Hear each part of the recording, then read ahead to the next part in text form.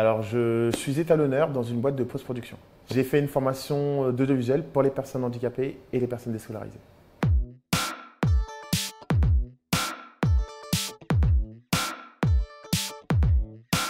Moi, je suis atteint de polio sur les membres inférieurs. En fonction des situations, je suis ou en fauteuil ou en béquille. Je me suis renseigné au lycée, enfin, les premières directions pour savoir ce qu'on veut faire plus tard. Moi, c'était l'audiovisuel qui m'intéressait. Je me suis renseigné et on m'a expliqué que ça allait être compliqué. On m'orientait, moi, sur des métiers dits assis, ça veut dire des métiers d'informatique, des choses comme ça, où on n'a pas besoin forcément de se mouvoir, où on n'a pas besoin d'utiliser ses jambes, quoi, on va dire. Alors, j'ai fait une formation JARIS, qui est une formation qui ouvre au métier de l'audiovisuel.